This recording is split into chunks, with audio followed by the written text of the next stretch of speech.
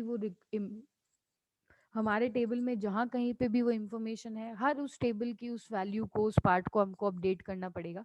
तो हम इन सारी प्रॉब्लम से बचने के लिए क्या कर रहे हैं, हम इन सारी प्रॉब्लम से बचने के लिए इसका एक सोल्यूशन प्रोवाइड करने वाले हैं। दैट सोल्यूशन और that solution process is known as normalisation. ठीक है, ये सारी तीनों प्रॉब्लम्स थी जिनको हमने ओवरकम कर लिया। अब नॉर्मलाइजेशन क्या है? तो देखो, नॉर्मलाइजेशन बेसिकली अगर हम पढ़ें तो नॉर्मलाइजेशन इज अ प्रोसेस। ठीक है, जैसे कि आपको बुखार हो गया। ठीक है, हम क्या करते हैं, हम रियल लाइफ एग्जांपल से कनेक्ट करेंगे किसी भी प्रोसेस को, तो वो माइंड में लॉन्ग टर्म तक रहता है। ठीक है, तो जैसे कभी हम किसी को भी बुखार हो गया या किसी को फीवर, कुछ भी तबीयत खराब हो गई। ठीक है, तो सबसे पहले ये हमारी प्रॉब्लम है। हमारी प्रॉब्लम क्या है कि हमको फीवर हो रहा है और हमारा हेडेक है, बॉडी एक है। फाइन, ये हमारी प्रॉब्लम है, जस्ट लाइक रिडंडेंसी, रिपीटेटिवनेस। ठीक है, डेटाबेस की जैसी प्रॉब्लम है रिडंडेंसी, और तीन ये प्रॉब्लम्स एनालॉमीज, वैसे ही ह्यूमन बॉडी को एक प्रॉब्लम हो गई, फीवर हो गया और बॉडी एक हो गया। ठीक है, अब हम यूजुअली क्या करते हैं, हम जब भी ऐसा हो जाता है तो पेशेंट अपने डॉक्टर के पास जाता है। डॉक्टर उनको ट्रीटमेंट देते हैं, सेट ऑफ ट्रीटमेंट्स देते हैं, और उन सेट ऑफ ट्रीटमेंट्स को उस पेशेंट को फॉलो करना है। 4 से 5 दिन लगेंगे उस पेशेंट को उसके ट्रीटमेंट में लेने में, और वो ठीक हो जाएगा। ठीक है, अब कोई भी डॉक्टर्स होता है, तो आपने एक जनरल बायोलॉजी है जो 10th में आप लोगों ने पढ़ी होगी, तो कोई भी डॉक्टर होता है तो उसको एक नॉर्मल कंसेप्ट है ट्रीटमेंट का, कि सबसे पहले किसी भी पेशेंट को दी जाती है एंटीबायोटिक्स। राइट, एंटीबायोटिक्स देने के बाद उस पेशेंट के ट्रीटमेंट में आते हैं पेन किलर्स। ठीक है, एंटीबायोटिक्स, पेन किलर्स, और आपके कोई भी साइड इफेक्ट अगर हो रहा है तो उसकी कोई मेडिसिन। राइट, कोई भी ट्रीटमेंट अगर आपको मिलता है तो डॉक्टर्स आपको थ्री थ्री का सेट देते हैं। एंटीबायोटिक्स देते हैं जिससे आपके बॉडी का जो भी आपके फीवर हुआ है, वायरस हुआ है, कोई भी इन्फेक्शन हुआ है, तो उसको ट्रीट एंटीबायोटिक्स करेगा। उसका जो कॉज कॉज करा है, जो भी आपके फीवर हुआ है उसका जो कॉज है वो है बॉडी एक। ठीक है, तो बॉडी एक का ट्रीटमेंट आपके पेन किलर्स करेंगे। एंटीबायोटिक्स के साथ साथ में आपको पेन किलर्स दी गई, और पेन किलर्स के बाद में आपको दी जाएगा कि अच्छा, एंटीबायोटिक्स का कोई भी साइड इफेक्ट है, लाइक इरिटेशन हो गया, कोई भी हो गया, तो उसका ट्रीटमेंट फिर बाद में। फाइन, तो ये मैं आपको क्यों बता रही हूँ, एंड फाइनली आप ठीक हो जाएंगे। आप एज अ पेशेंट, अब पूरा डॉक्टर के वो ट्रीटमेंट लेके पूरा ठीक ठीक ठीक हो रहे हैं। ये मैं आपको क्यों बता रही हूँ, इसको हम नॉर्मलाइजेशन से कैसे रिलेट कर सकते हैं। देखिए, सिंपल, जैसे डॉक्टर ने आपको एंटीबायोटिक्स का डोज दिया, एंटीबायोटिक्स का डोज कंप्लीट होने के बाद आप एलिजिबल हैं कि अच्छा ठीक है, एंटीबायोटिक्स हमको मिल गए हैं, अब हमको पेन का इलाज करना है, अब हमको पेन किलर्स लेने हैं। ठीक है, पेन किलर्स लेने के बाद आप एलिजिबल हैं कि अच्छा ठीक है, एंटीबायोटिक्स मिल गए, पेन किलर्स मिल गए, अब आप एलिजिबल हैं कि अब आपको किसका करना है ध्यान। आपको कुछ एक्स्ट्रा, अगर कोई एड ऑन इन्फेक्शन हो गया है, कोई एलर्जी हो गई है, एंटीबायोटिक से कभी कभी हो जाती है ना, इचिंग हो जाती है या कुछ भी एलर्जी। ठीक है, अब आपको थर्ड स्टेप में क्या करनी है, एलर्जी का ट्रीटमेंट लेना है। तो ऐसे ही प्रोसेस है नॉर्मलाइजेशन का। ठीक है, नॉर्मलाइजेशन, और यहाँ पे देखो, एक ऐसा तो होता नहीं कि डॉक्टर ने झाड़ा लगाया और आप फटाक से सही हो गए। राइट, तो ऐसा ही आपका डेटाबेस टेबल में आपको 3 टाइप की बीमारी मिलेंगी। ठीक है, सबसे बड़ी बीमारी है रिडंडेंसी, जिसके कॉन्सिक्वेंसेज हैं हमारे इंसर्शन, डिलीशन और एनालॉमी। आपके डेटाबेस टेबल में हमको ये 3 टाइप्स की बीमारी मिल रही है। ये तीनों बीमारी वन झाड़े में, एक जो होता है ना, ठीक है, वन गो में तो ठीक हो नहीं सकती। राइट, हमको क्या करना पड़ेगा, इसका प्रॉपर ट्रीटमेंट लेना पड़ेगा। ओके, हमको क्या लेना पड़ेगा, इसका प्रॉपर ट्रीटमेंट लेंगे हम इस प्रॉब्लम का। उस ट्रीटमेंट में आपके पास ना स्टेप्स होंगी। ठीक है, आपके पास ट्रीटमेंट में क्या होंगी, स्टेप्स। जैसे वन गो में ऐसा होगा नहीं कि कुछ हम एक चीज करें जो सारी प्रॉब्लम्स ओवरकम हो जाए, ऐसा नहीं है। हम स्टेप बाय स्टेप प्रोसेस करेंगे। ठीक है, हम स्टेप बाय स्टेप प्रोसेस करेंगे। नॉर्मलाइजेशन का मतलब ये नहीं कि एक प्रोसेस है उसको नॉर्मलाइजेशन बोल दिया और प्रॉब्लम रिजॉल्व हो गई। नॉर्मलाइजेशन मतलब ये है कि आप अपने टेबल में स्टेप बाय स्टेप उसमें कुछ प्रोसेस डाल रहे हो, स्टेप बाय स्टेप उसमें कुछ स्टेप्स इंक्लूड कर रहे हो अपने टेबल के साथ में, जिन स्टेप्स से आप धीरे धीरे अपने टेबल की सारी प्रॉब्लम्स को ओवरकम कर रहे हो। ठीक है, जैसे हमने सबसे पहले एंटीबायोटिक्स दिए, फिर उसके बाद हमने पेन किलर्स दिए, फिर हमने उसको एलर्जी की दवाई दी। ऐसे ही हम अपने इस डेटाबेस, ये जो हमारा डेटाबेस टेबल जो बीमार है, इसको हमको फर्स्ट स्टेप में थोड़ा ठीक करना है, सेकंड स्टेप में थोड़ा और ठीक करना है, थर्ड स्टेप में थोड़ा और ठीक करना है, और हम देखेंगे कि फोर्थ और थर्ड स्टेप तक हमारा पूरा डेटाबेस टेबल में जो तीनों प्रॉब्लम्स एसोसिएट हो रही थी ये ऑटोमेटिकली रिमूव हो जाएंगी। ठीक है, अब उन स्टेप्स को जो मैं बोल रही थी, एंटीबायोटिक्स का स्टेप हो गया, एक पेन किलर का स्टेप हो गया, एक एलर्जी का स्टेप हो गया, उन स्टेप्स को हम नॉर्मलाइजेशन में क्या बोलते हैं, उन स्टेप को हम बोलते हैं फर्स्ट नॉर्मल फॉर्म एंटीबायोटिक का treatment, second normal form pain killer का treatment, third normal form allergy का ट्रीटमेंट, फिर फोर्थ नॉर्मल फॉर्म भी है, और फिर आपके पास डी BCNF है। ठीक है, fourth normal form is not in your syllabus, Boyce Codd normal form is your syllabus, and बस फोर्थ नॉर्मल फॉर्म भी देख लेंगे, शायद MSc के है तो वो हम डिस्कस कर लेंगे। अंडरस्टूड। तो आपके पास जो नॉर्मलाइजेशन का प्रोसेस है, नॉर्मलाइजेशन का प्रोसेस क्या है, ये जो प्रॉब्लम है इसको रिमूव करना है, एलिमिनेट करना है इन प्रॉब्लम्स को, रिडंडेंसी की प्रॉब्लम्स को। अब normalization is the process to eliminate all these type of anomalies. Fine. अब ये प्रोसेस किया कैसे जाएगा, ये प्रोसेस वन गो में नहीं किया जाएगा, कोई ऐसा डॉक्टर ऐसा कोई नहीं बना जो एक बार में जादू की छड़ी से आपको ठीक कर दे। ठीक है, आपका डॉक्टर आपको ट्रीटमेंट देगा और आप बाय द टाइम ड्यूरेशन एक हफ्ते में ठीक हो जाओगे। राइट, तो ऐसे ही नॉर्मलाइजेशन का प्रोसेस है, हम इसको स्टेप बाय स्टेप अपने डेटाबेस को सही करेंगे, क्योंकि डेटाबेस में इतना सारा डेटा है, एक साथ आप इसको सही कर दो ऐसा पॉसिबल नहीं है। राइट, तो हम क्या करेंगे, फर्स्ट स्टेप में हम कोई प्रॉब्लम आइडेंटिफाई करेंगे और उसको एलिमिनेट करेंगे, second normal form second step में हम क्या करेंगे, कोई नई प्रॉब्लम को आइडेंटिफाई करेंगे, उसको एलिमिनेट करेंगे, ऐसे ही थर्ड नॉर्मल फॉर्म में कोई नई प्रॉब्लम आइडेंटिफाई होगी वो एलिमिनेट होगी, और Boyce Codd BCNF, Boyce and Codd, आपके पास दो साइंटिस्ट थे बॉयज नाम का और कॉड नाम के, बॉयज एंड कॉड, दो आपके पास साइंटिस्ट थे, तो हमने फोर्थ इसके बाद जो नॉर्मल फॉर्म आया वो इन दोनों ने इंट्रोड्यूस किया था, और Boyce Codd normal form BCNF के बाद हमारी टेबल पूरी तरीके से नॉर्मलाइज हो जाती है, पूरी तरीके से सही हो जाती है, बिना किसी ये तीन एनालॉमीज के इनको रिमूव करके। ठीक है, तो इसीलिए हमने ये नॉर्मल फॉर्म को उन्हीं के नाम पे दे दिया, बॉयज कॉड नॉर्मल फॉर्म। ठीक है, तो हम मान के चलते हैं first normal form, second normal form, third normal form and then Boyce Codd normal form तक हमारी जो डेटाबेस टेबल है वो पूरी तरीके से एरर फ्री हो जाती है, पूरी तरीके से कोई भी एरर नहीं होता, ना इंसर्शन होता है, ना डिलीशन, ना मॉडिफिकेशन, ना रिडंडेंसी। ठीक है, तो अब ये जादू जो है first normal form second normal, ये जो दवाइयाँ हैं antibiotics pain killers fine allergy की जो दवाइयाँ हैं, तो फर्स्ट सेकंड थर्ड और BCNF में हम प्रोवाइड कर रहे हैं हमारी टेबल को, ये दवाइयाँ क्या हैं, किस तरीके से काम करेंगी और किस तरीके से आप इसमें ऑपरेशंस परफॉर्म करोगे, इसको हमको अच्छे से थॉरली समझना है और सीखना है। ठीक है, ताकि हम क्या करें, हम अपनी टेबल पे फर्स्ट नॉर्मल फॉर्म लगाएं, फर्स्ट नॉर्मल फॉर्म लगाने के बाद जो हमारा टेबल का आउटपुट है वो क्रिएट करें, उसके बाद second normal form, third normal form and so on. Okay, yes, यहाँ तक किसी को कोई भी डाउट है, मतलब समझ नहीं आया हो कंसेप्ट, तो बता देना हैंड रेज करके, हम इसका थ्योरेटिकल देख लेते हैं हाथों हाथ में। कंसेप्ट को पहले समझो एंड देन उसकी थ्योरी पे जाओ। ठीक है, उससे क्या होगा, आपको थ्योरी को ग्रैस्प करने में प्रॉब्लम नहीं होगी, थ्योरी को समझने में प्रॉब्लम नहीं होगी। Understood. Yes, normalization is the process of organizing the data in the database। ठीक है, ये normalization process क्या है, आपको सिंपल अपने डेटा को ऑर्गेनाइज करना है अपने डेटाबेस में। राइट, हमने जो डेटाबेस में अपनी इंफॉर्मेशन को पूरे ब्रांच की इंफॉर्मेशन को, स्टूडेंट की इंफॉर्मेशन को एक ही डेटाबेस में रख लिया था, उस इंफॉर्मेशन को, उस डेटा को हम अपने डेटाबेस में अब ऑर्गेनाइज करेंगे in a better way. This process is known as normalisation. ठीक है, this process normalization is not only used in database perspective general, जैसे आपके पास आपके सामने वार्डरोब होगी आपके रूम की। ठीक है, वार्डरोब में हम क्या करते हैं, हम एक तो तरीका है कि हमने एक ही शेल्फ में सारे कपड़े अपने रख दिए हैं, एब्स्ट्रैक्ट तरीके से, ऐसे बिना फोल्ड करे हमने एक ही तरीके से एक ही शेल्फ में सारे कपड़े रख दिए। और दूसरा तरीका क्या है, हम वार्डरोब का प्रॉपर यूज ले, वार्डरोब में एक शेल्फ बनाए जिसमें नए कपड़े हों, दूसरे शेल्फ बनाए जिसमें पुराने कपड़े हों। ठीक है, एक शेल्फ बनाए जिसमें जीन्स रखे हों, एक शेल्फ बनाए जिसमें टॉप्स हों। ठीक है, तो आप क्या कर सकते हो, ऐसे अपने प्रॉपर पूरे कबर्ड को नॉर्मलाइज कर सकते हो, ईजी कर सकते हो। ठीक है, नॉर्मलाइज का दूसरा वर्ड हो सकता है मॉड्यूलराइज।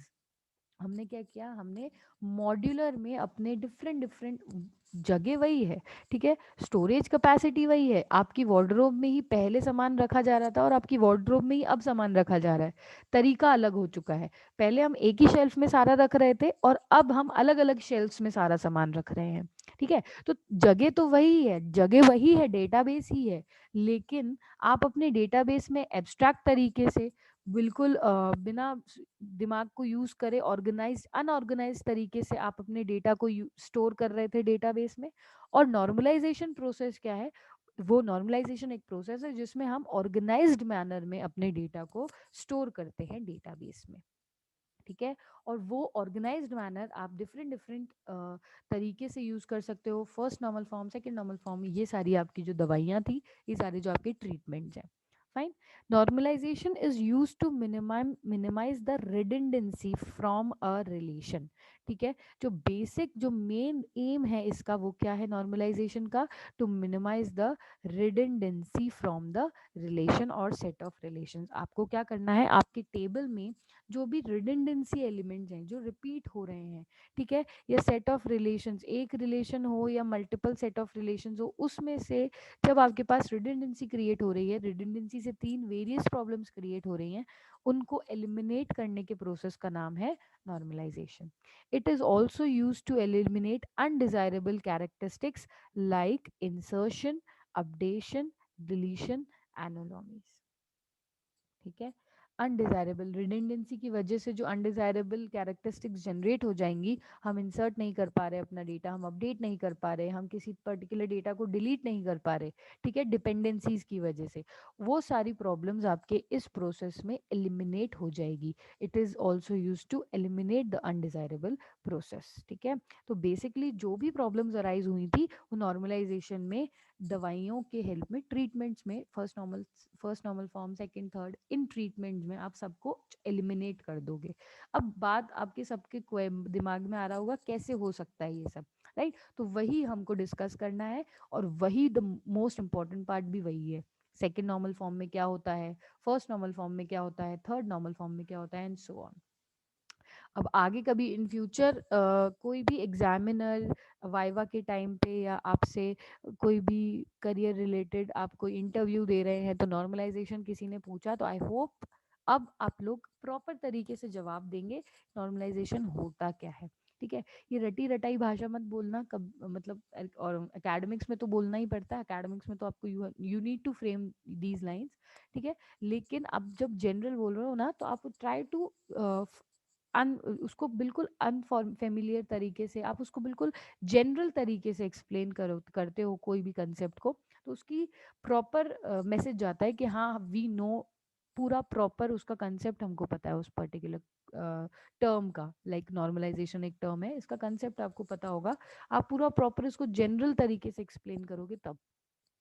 ओके, ठीक है, तो बेसिक टर्म का मतलब समझ आ गया। आगे बढ़े हम इसके वेरियस पार्ट्स पे। Fine, normalization divides the larger table into smaller tables and links them using relationship. ठीक है, जैसे मैंने आपको बताया कि आपकी वार्डरोब है, उसमें एक तो क्या तरीका है कि एक ही शेल्फ में आपने सारे कपड़े रख दिए, अब वो उसी वार्डरोब में आप अलग अलग अलग अलग शेल्फ्स में सारे कपड़े रखोगे। ठीक है, तो यही करने वाले हो आप नॉर्मलाइजेशन में भी। नॉर्मलाइजेशन में हम क्या करते हैं, जो ट्रीटमेंट्स देते हैं ना, first normal form, third normal form, fourth normal form, Boyce Codd normal form, इन ट्रीटमेंट्स में हम क्या करते हैं, इन ट्रीटमेंट्स में जो होल एंड सोल हम करते हैं, वो क्या करते हैं, हम बड़ी टेबल को छोटी छोटी टेबल्स में डिस्ट्रीब्यूट कर देते हैं। ठीक है, जैसे एक ही शेल्फ में सारा सामान रखा हुआ था और उस एक शेल्फ के सारे सामान को आपने अलग अलग शेल्फ में स्टोर कर लिया अपनी प्रॉपर अंडरस्टैंडिंग के लिए। हम नॉर्मलाइजेशन में जो ट्रीटमेंट्स देंगे वो इसी बेसिस पे देंगे कि हम पूरा डेटा एक ही टेबल में स्टोर ना करके हम छोटी छोटी डिफरेंट डिफरेंट टेबल्स में स्टोर करेंगे। ठीक है, हम पूरा जो डेटा, पूरे कॉलेज का जैसे डेटाबेस था, पूरा कॉलेज का जो डेटा था मैंने एक ही डेटाबेस में स्टोर करा, ब्रांच का भी और स्टूडेंट्स का भी, इसलिए मेरे को इन प्रॉब्लम्स को फेस करना पड़ा। अगर मान लीजिए मैं ब्रांच का एक अलग टेबल क्रिएट कर देती और स्टूडेंट्स का अलग टेबल क्रिएट कर देते और उन दोनों को लिंक कर देते, ठीक है। हम उन दोनों को लिंक करना भी ज़रूरी है, अलग-अलग डेटाबेस हो जाएँगे ऐसे तो। हमने क्या बोला, हम एक ही जगह पे सारा डेटा स्टोर करने की बजाय हम अलग-अलग मॉड्यूल्स में अपना डेटा स्टोर करते हैं और फिर सबको लिंक कर देंगे एक प्रॉपर रिलेशनशिप की हेल्प से। तब क्या होगा, हमारे पास एरर्स भी नहीं आएँगे, हमारा काम भी हो जाएगा और हमारा एफिशिएंट तरीका भी हो जाएगा उस डेटा को स्टोर करने के लिए। ठीक है? तो यही प्रोसेस है आपका नॉर्मलाइज़ेशन। अलग-अलग डेफिनेशंस आप सुनने को मिल रही होगी आपको। पहला ऑर्गेनाइजिंग द डेटा, उसको भी नॉर्मलाइजेशन बोलते हैं। सेट को मिनिमाइज करना, उसको भी बोलते हैं। आपकी रिडंडेंसी को मिनिमाइज करना, इंसर्शन अपडेशन डिलीशन को मिनिमाइज करना, एलिमिनेट करना, ये भी नॉर्मलाइजेशन होता है। एक बड़े सारे से टेबल को, एक बड़े सारे से डेटाबेस को डिफरेंट डिफरेंट छोटे छोटे मॉड्यूल्स टेबल्स में डिस्ट्रीब्यूट करना और उन सबको एक रिलेशनशिप में लिंक करना, that is also known as normalization. Normal forms is used to reduce redundancy from the database table. Normal forms जो मैंने आपको बोले, नॉर्मल फॉर्म्स क्या होते हैं, बेसिकली ट्रीटमेंट्स. आपको क्या देना है, इस डेटाबेस में बहुत सारा डेटा स्टोर किया हुआ है, पूरा कॉलेज का डेटाबेस. अब इस डेटाबेस को आपको स्मॉल ट्रीटमेंट्स देने हैं कि आप इनको अलग अलग छोटे छोटे मॉड्यूल्स में डिस्ट्रीब्यूट कर सको. ठीक है. आपका टास्क क्या है, इस बड़े डेटाबेस को छोटे छोटे मॉड्यूल्स में डिस्ट्रीब्यूट करना है. आपको डेटाबेस को नॉर्मलाइज करना है. ठीक है. अब ये डिस्ट्रीब्यूट करोगे तो ऐसे तो रैंडमली तो कर नहीं सकते, है ना. आपका थाउजेंड्स एंड 100,000 स्टूडेंट्स का डेटा आपके इस डेटाबेस में है, तो आप इसको रैंडमली तो डिस्ट्रीब्यूट नहीं कर सकते. आपको कुछ सेट ऑफ रूल्स को फॉलो करना पड़ेगा. ठीक है. वो रूल्स हम डिस्कस करेंगे इन are normal forms. Okay students, ठीक है. तो ये समझ आ गया आपको नॉर्मल फॉर्म्स क्या होते हैं, नॉर्मलाइजेशन क्या होता है. हम जाते हैं आगे, आज चलते हैं अपन आगे नॉर्मलाइजेशन के नॉर्मल फॉर्म्स की तरफ. यस स्टूडेंट्स, किसी को कोई डाउट है क्या, एनीवन जिसको नॉर्मलाइजेशन क्या होता है ये समझ नहीं आया. नॉर्मल फॉर्म्स हम डिस्कस कर लेंगे, नो प्रॉब्लम. नॉर्मलाइजेशन का डाउट तो नहीं है किसी को. यस एक्नॉलेज, चैट पे बता दो, या किसी को कोई डाउट है तो हैंड रेज करके बोलो. समझ आया, shall we continue.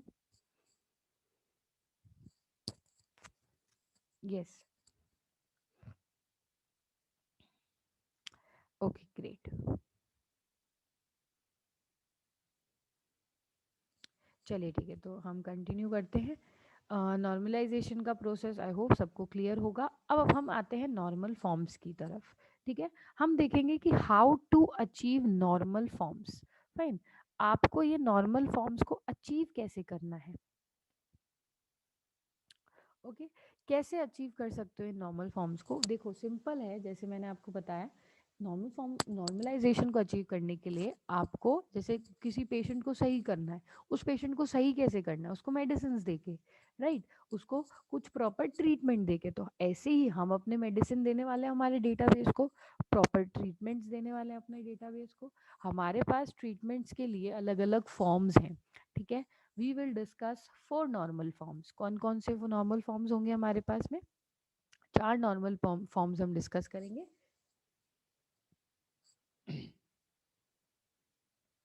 Yes. 4 normal forms हम डिस्कस करेंगे, और नॉर्मल फॉर्म शायद एमएससी के है मल्टी वैल्यूड, तो वो हम एंड में डिस्कस कर लेंगे. ब्रॉडली हम सोच के चलते हैं कि by the time of third normal form जब हम अटेन कर लेंगे और बॉय स्क्वाड नॉर्मल फॉर्म जब हम अटेन कर लेंगे, तो हमारा डेटाबेस टेबल जो है वो फुल सारी लैक ऑफ एलिमिनेट कर देगा आपकी सारी तरह की रिडंडेंसी को. ठीक है. तो हम मान के चलते हैं कि हमारे डेटाबेस में हमारे जो मेन नॉर्मल फॉर्म्स हैं वो first second third and BCNF ही हैं. बाकी के normal forms, yes of course those are important too, but ज़्यादा में यूज़ में नहीं लिए जाते हैं. यूज़ में थर्ड नॉर्मल फॉर्म और बॉय स्क्वाड नॉर्मल फॉर्म तक हम यूज़ करते हैं. ठीक है.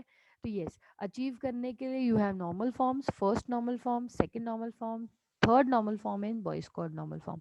अच्छा, वन मोर थिंग, यहाँ पे देखिए ट्रीटमेंट, जैसे मैंने ट्रीटमेंट का एग्जांपल दिया ना, ट्रीटमेंट के एग्जांपल पे मैंने आपको बोला कि अगर आपने एंटीबायोटिक्स का ट्रीटमेंट लिया है, ठीक है, एंटीबायोटिक्स का अगर आपने ट्रीटमेंट लिया है, तभी आप एलिजिबल हो पेन किलर्स का ट्रीटमेंट लेने के लिए, राइट. यानी कि आप डायरेक्ट पेन किलर का ट्रीटमेंट नहीं ले सकते.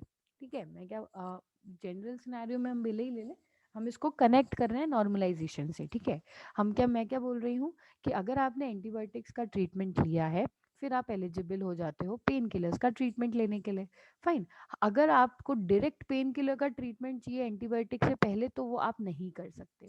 पहले आपको एंटीबायोटिक्स ही लेनी पड़ेंगी, उसके बाद आप पेन किलर्स ले सकते हैं। एंड देन फिर पेन किलर्स लेने के बाद अगर आपको कोई एलर्जी हो रही है तो आप उसका ट्रीटमेंट ले सकते हो, ठीक है। अगेन आप डायरेक्ट एलर्जी का ट्रीटमेंट नहीं ले सकते। एलर्जी के ट्रीटमेंट के लिए आपको पहले पेन किलर का ट्रीटमेंट लेना होगा, और पेन किलर को लेने से पहले आपको एंटीबायोटिक्स का ट्रीटमेंट लेना होगा, ठीक है। तो ये जो पूरी लूप है, ये लूप को आपको नॉर्मलाइजेशन में अप्लाई करना है। कैसे अप्लाई करना है नॉर्मलाइजेशन में? आपको नॉर्मल फॉर्म्स पे पुट कर देना है। नॉर्मल फॉर्म्स में ये टेबल को समझना इंपॉर्टेंट है, ये डायग्राम को समझना इंपॉर्टेंट है। क्यों? क्योंकि देखो नॉर्मली सबसे पहले आपकी टेबल जाएगी फर्स्ट नॉर्मल फॉर्म में, ठीक है। आपकी टेबल बहुत बीमार है, आपकी डेटाबेस टेबल में रिडंडेंसी नाम की बीमारी हुई है, ठीक है। ओके, थोड़ा अच्छा से वो करके रखो, क्योंकि थ्योरेटिकल अपना सब्जेक्ट है, प्रैक्टिकल सब्जेक्ट है नहीं जिसमें आपको प्रॉपर कोडिंग करनी है time to time. Theoretical subject है तो सोना भी नहीं, नींद का भी टाइम है, फाइन। ओके, चलिए। तो आपके डेटाबेस को रिडंडेंसी नाम की बीमारी हुई है, और रिडंडेंसी नाम की बीमारी में उसके 3 कैरेक्टरिस्टिक्स उसके सामने आए हैं, ठीक है। तो उसकी जो फर्स्ट इलाज है, रिडंडेंसी का जो फर्स्ट इलाज है, वो है फर्स्ट नॉर्मल फॉर्म, ठीक है। आपका पहले टेबल सबसे पहले फर्स्ट नॉर्मल फॉर्म के इलाज को लेगा, और आपका टेबल फर्स्ट नॉर्मल फॉर्म में चला जाएगा। ओके, फर्स्ट नॉर्मल फॉर्म में जाने के बाद ही वो सेकंड नॉर्मल फॉर्म में जा सकता है। डायरेक्ट सेकंड नॉर्मल फॉर्म में आप उसका ट्रीटमेंट आपके अपने डेटाबेस को नहीं दे सकते हो। आपको अपने डेटाबेस टेबल को फर्स्ट नॉर्मल फॉर्म का ट्रीटमेंट देना है, एंड देन उसको देना है सेकंड नॉर्मल फॉर्म का ट्रीटमेंट। सेकंड नॉर्मल फॉर्म में जाने की फर्स्ट कंडीशन ही ये होगी कि वो फर्स्ट नॉर्मल फॉर्म में होना चाहिए, तभी वो सेकंड में जा सकता है, ठीक है। अब उसको जब आपने सेकंड ट्रीटमेंट दे दिया आपके डेटाबेस को, तब उसके पास बारी है अब थर्ड नॉर्मल फॉर्म में जाने के लिए, ठीक है। थर्ड नॉर्मल फॉर्म में वो डायरेक्टली नहीं जा सकती आपकी डेटाबेस। थर्ड नॉर्मल फॉर्म में पहले टेबल को सेकंड में होना ज़रूरी है और फर्स्ट में होना ज़रूरी है, तभी वो टेबल थर्ड नॉर्मल फॉर्म में ट्रीटमेंट ले पाएगी। And then finally you have Boyce Codd normal form. Boyce Codd में नॉर्मल फॉर्म में होने के लिए टेबल थर्ड नॉर्मल फॉर्म का ट्रीटमेंट ले चुकी होगी, सेकंड का ले चुकी होगी, और फर्स्ट का ले चुकी होगी, तभी वो बॉयज कॉड नॉर्मल फॉर्म का ट्रीटमेंट लेने के लिए एलिजिबल होगी, ठीक है। तो ये देखो सर्किल, आपके फर्स्ट नॉर्मल फॉर्म सबसे बेसिक है। फिर आ जाता है आपका सेकंड नॉर्मल फॉर्म, ठीक है। सेकंड नॉर्मल फॉर्म में अगर आपकी टेबल है तो फर्स्ट नॉर्मल फॉर्म के अंदर है, ठीक है। सेकंड नॉर्मल फॉर्म में फर्स्ट के अंदर है, और थर्ड नॉर्मल फॉर्म जो है वो फर्स्ट के भी अंदर है और सेकंड के भी अंदर है, और बॉयज कॉड नॉर्मल फॉर्म जो है वो थर्ड के भी अंदर है, सेकंड के भी अंदर है, और फर्स्ट के भी अंदर है, फाइन। तो इस तरीके से हम इसको रिप्रेजेंट कर सकते हैं बेसिकली, कि सबसे पहले आपकी टेबल होनी चाहिए, या तो इस सर्कल से रिप्रेजेंट करिए, या आप इसको सेमी सर्कल से कर दीजिए कि फर्स्ट नॉर्मल फॉर्म में डालना है। फर्स्ट नॉर्मल फॉर्म में डालेंगे तभी उसको फिर सेकंड नॉर्मल फॉर्म में डालेंगे, सेकंड नॉर्मल फॉर्म में डाले थर्ड, फिर उसको वो एलिजिबल होगी थर्ड नॉर्मल फॉर्म के लिए। थर्ड में अगर है तो सेकंड और फर्स्ट में बाय डिफॉल्ट है, ठीक है। And then you have Boyce Codd normal form. Boyce Codd normal form अगर बॉयज कॉड में है तो वो थर्ड सेकंड फर्स्ट तीनों में है, फिर वो बॉयज कॉड में है। अंडरस्टूड? तो ये है बेसिक नॉर्मलाइजेशन का कंसेप्ट, ठीक है। अब अपन का क्या काम है? हमारा काम है बस इनको डिस्कस करना। ओके, यस, ये है आपका बेसिक कंसेप्ट ऑफ नॉर्मलाइजेशन, कि किस तरीके से आपकी कीज़ को आइडेंटिफाई करना है, आपको क्या करना है, कौन से नॉर्मल फॉर्म में है वो आइडेंटिफाई करना है। अगर मैंने आपको बोला कि टेबल सेकंड नॉर्मल फॉर्म में है, तो आपको बताना है कि टेबल फर्स्ट में है या नहीं है। तो ऑब्वियसली अगर सेकंड में है तो वो फर्स्ट में होगी ही, तभी वो सेकंड में गई है, ठीक है। और अगर मैंने बोला कि थर्ड नॉर्मल फॉर्म में टेबल है तो बॉयज कॉर्ड में है या नहीं है बता दीजिए, तो ये हमको नहीं पता, ये हमको चेक करना पड़ेगा। थर्ड में है तो सेकंड में होगी ज़रूरी है, फर्स्ट में होगी ज़रूरी है, बॉयज स्क्वाड में होगी ज़रूरी नहीं है, ठीक है। लेकिन यस, अगर बॉयज स्क्वाड में कोई टेबल है तो वो थर्ड में भी होगी, सेकंड में भी होगी, फर्स्ट में भी होगी। ये आपको याद रखना है। इसमें किसी को कोई भी कंफ्यूजन है, स्लाइट कंफ्यूजन भी किसी को है तो लेट मी नो। आगे बढ़ने से पहले ये स्टोरी लाइन जो है हमारा, आपका जो ये प्लॉट है, ये क्लियर होना चाहिए। यस, एनीवन क्लियर है ये कंसेप्ट कि आपका first second third form achieve कैसे करना है आपको? Normalization by the end of this process Boyce Codd normal form और बी थर्ड नॉर्मल फॉर्म तक अचीव हो जाता है। ठीक है, कैसे अचीव होता है हम डिस्कस करेंगे। ओके, चलिए तो फर्स्ट नॉर्मल फॉर्म से स्टार्टिंग करते हैं अपन। फाइन, अभी हमारे पास टाइम है, फर्स्ट नॉर्मल फॉर्म हम डिस्कस कर लेंगे आज। फर्स्ट नॉर्मल फॉर्म एक बेसिक सा नॉर्मल फॉर्म है जिसमें आपको ज़्यादा कुछ नहीं करना है, आपको अपने टेबल की बस वैल्यूज़ को चेक करना है। ठीक है, आपको इसमें डिपेंडेंसी, मैंने आपको, अच्छा एक और चीज़ याद हो आपको, तो फंक्शनल डिपेंडेंसी हमने एक टॉपिक पढ़ा है।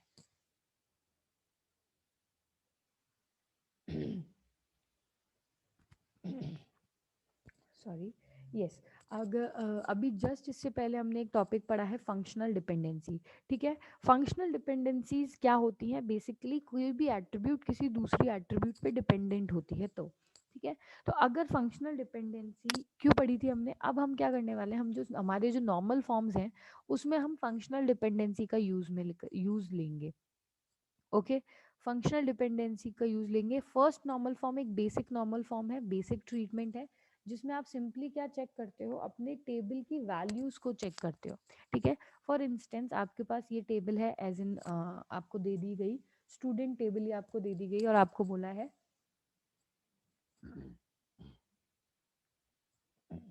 Sorry students, wait a second.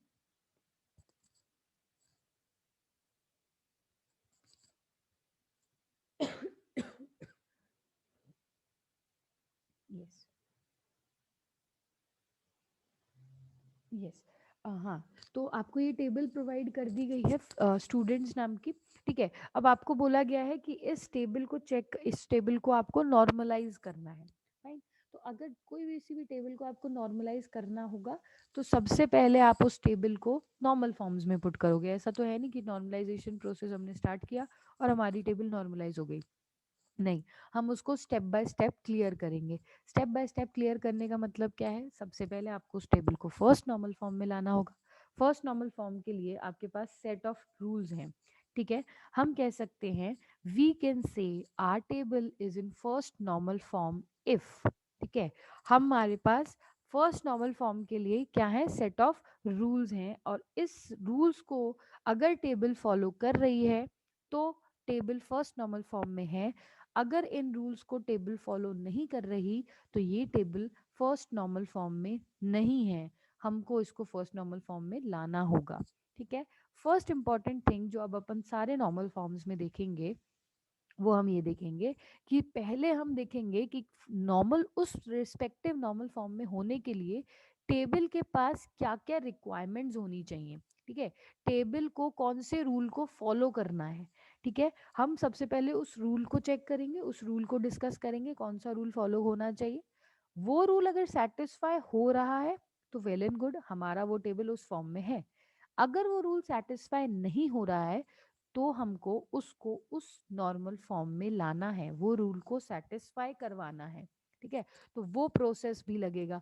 एक तो दो चीज चलेंगी दो नॉर्मल फॉर्म्स में, एक तो आपको सिंपल रूल्स याद करने होंगे कि आपकी टेबल इन नॉर्मल फॉर्म में है या नहीं है। अगर है तो वेल एंड गुड, और अगर नहीं है तो आपको उनको नॉर्मलाइज करना होगा। ठीक है, आपको उस टेबल को कैस उस रिस्पेक्टिव नॉर्मल फॉर्म में लाना होगा ताकि वो सारे सेट ऑफ रूल्स को फॉलो करें। ओके, ठीक है, तो फर्स्ट नॉर्मल फॉर्म आपका बहुत ही इजी है। फर्स्ट नॉर्मल फॉर्म के लिए फर्स्ट रूल जो आपके पास है वो है, फर्स्ट रूल है हमारे पास कि हमारी टेबल में all values stored in the relation are single valued and atomic. ठीक है, फर्स्ट रूल क्या है हमारे इस टेबल का? हमारा फर्स्ट रूल है जो भी हमारे टेबल में वैल्यू स्टोर होंगी वो single valued and atomic in nature होनी चाहिए। ठीक है, by this term what do you mean? हमने बोला है कि हम अपने कॉलम्स में, ठीक है, हम अपने टपल्स में, ये जो एक वैल्यू का बॉक्स है, ठीक है, ये जो एक वैल्यू का बॉक्स है ना, इन इस जगह पे हमारा फर्स्ट नॉर्मल फॉर्म का रूल कहता है कि इन जगह पे सिर्फ एटॉमिक वैल्यू या सिंगल वैल्यूड ही एंटर कर सकते हो। ठीक है, क्या रूल है आपका कि इन जगह पे आप सिर्फ और सिर्फ एटॉमिक वैल्यू या सिंगल वैल्यू, मल्टीपल वैल्यू एक जगह पे हम स्टोर नहीं कर सकते। ये हमारा नॉर्मल फॉर्म का, फर्स्ट नॉर्मल फॉर्म का रूल है। ठीक है, क्या रूल है आपका नॉर्मल फॉर्म का? फर्स्ट नॉर्मल फॉर्म का आपका रूल, फर्स्ट रूल क्या है? हमारी वैल्यूज, जो भी वैल्यूज आप स्टोर कर रहे हैं अपने डेटाबेस टपल के अंदर, बॉक्स के अंदर, ठीक है, वो आपकी सिंगल वैल्यूड होनी चाहिए, एटॉमिक इन नेचर होनी चाहिए।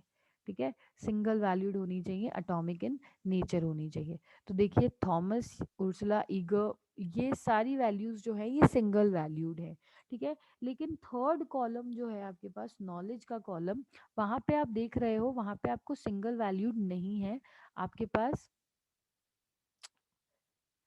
यस, आपके पास डबल वैल्यूज हैं। और फर्स्ट मॉड्यूल में तो 3 वैल्यूज हैं, Java, C plus plus and PHP. ठीक है, सेकेंड टपल में PHP and Java, third tuple में C plus plus and Java. ठीक है, तो यहाँ पे आप देख रहे हैं, यहाँ पे तो हमारे पास एटॉमिक वैल्यू थी, लेकिन यहाँ पे हमारे पास एटॉमिक वैल्यू नहीं है। Therefore this table is not in first normal form. ठीक है, अभी तो सिर्फ आइडेंटिफिकेशन करो, table first second normal form में है या नहीं है। ठीक है, बाद में हम कैसे कन्वर्ट करना है ये डिस्कस कर लेंगे। ओके, सेकंड रूल जो है आपका, फर्स्ट रूल तो ये समझ आ गया। फर्स्ट रूल आपका फर्स्ट नॉर्मल फॉर्म के लिए क्या है? सिंपल, टेबल की वैल्यूज जो होनी चाहिए वो आपकी एटॉमिक होनी चाहिए, एक जगह एक ही वैल्यू स्टोर कर सकते हो।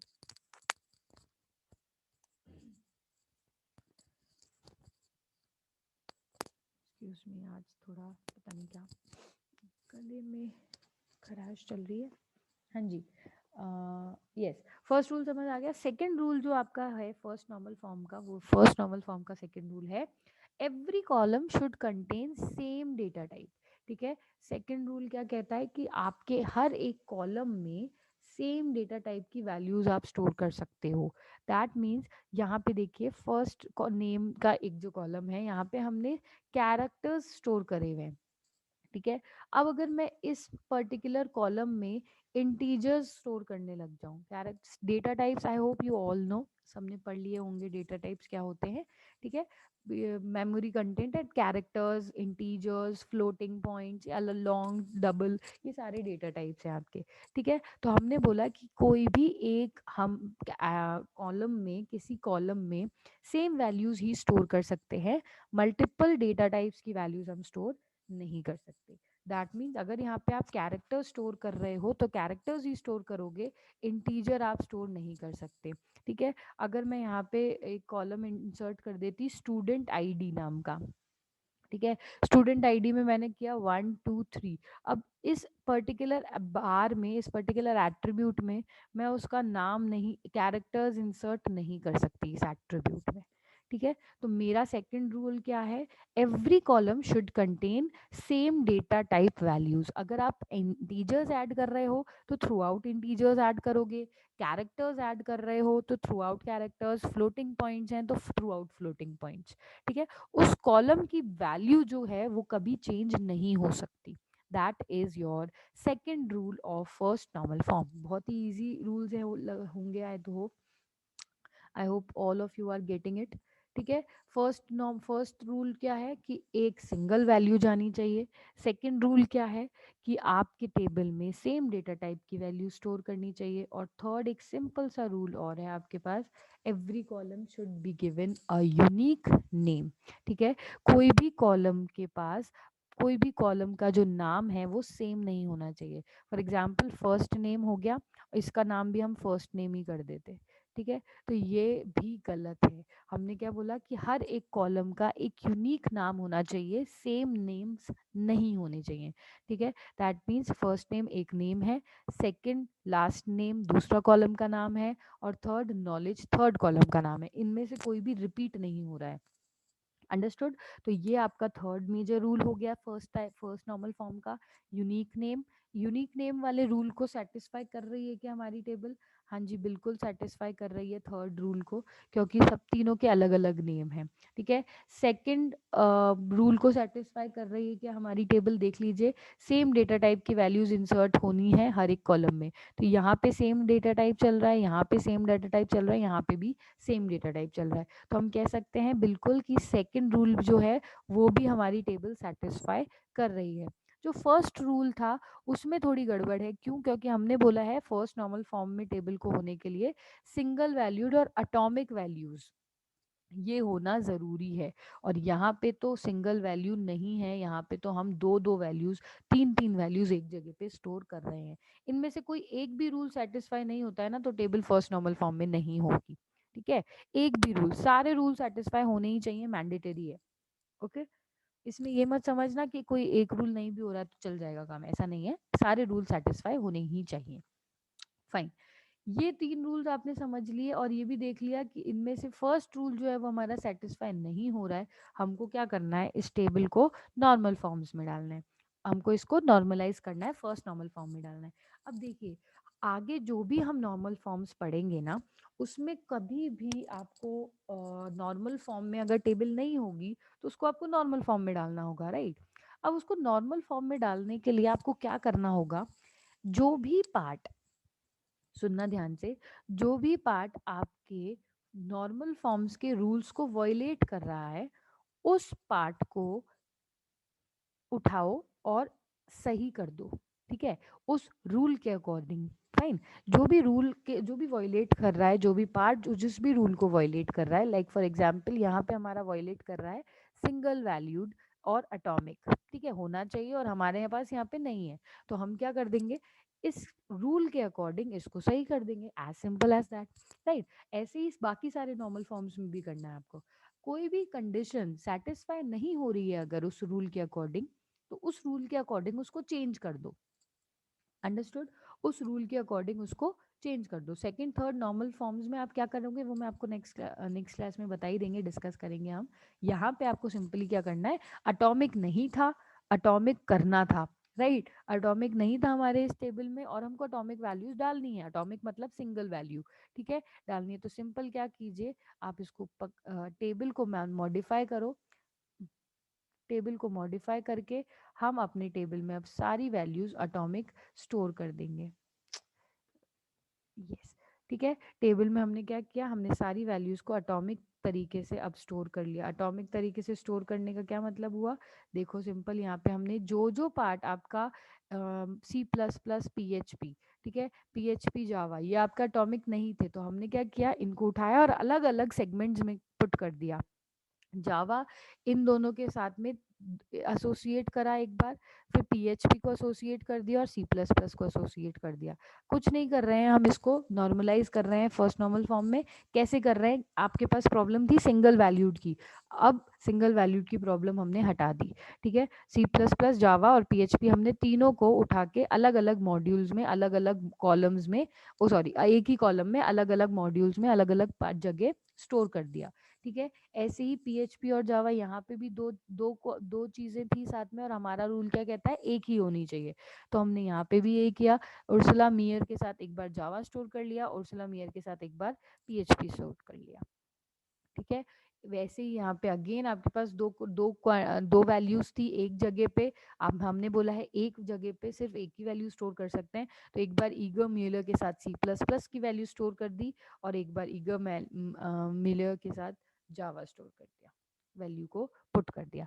तो आपका ये जो टेबल था, ये जो नॉर्म फर्स्ट नॉर्मल फॉर्म में नहीं था, इसको हमने क्या कर दिया, रिजल्ट आफ्टर नॉर्मलाइजेशन, इसको हमने नॉर्मलाइज कर दिया इनटू फर्स्ट नॉर्मल फॉर्म। अच्छा, यहाँ पे फर्स्ट नॉर्मल फॉर्म में हुआ है टेबल नॉर्मलाइज, अभी तक पूरा नॉर्मलाइजेशन नहीं हो गया है, अभी इसको सिर्फ एंटीबायोटिक्स का ट्रीटमेंट मिला है, अभी पेन किलर्स का ट्रीटमेंट बचा है और एलर्जी का बचा है, फाइन। तो ये पूरी तरीके से बिल्कुल सही नहीं हुई है, अभी भी इसमें प्रॉब्लम्स हैं इस टेबल में, जैसे आप देख रहे हो वो प्रॉब्लम तो अभी तक है ही, हमारा ये पूरा डेटा रिपीट हो रहा है, थॉमस का पूरा डेटा रिपीट हो रहा है, आपको रिडंडेंसी की प्रॉब्लम तो अभी फेस करनी ही पड़ी है, तो अभी आपकी टेबल बिल्कुल सही नहीं हुई है, हमने सिर्फ एक स्टेप अहेड लिया है इस प्रॉब्लम को सही करने में, ठीक ठीक है।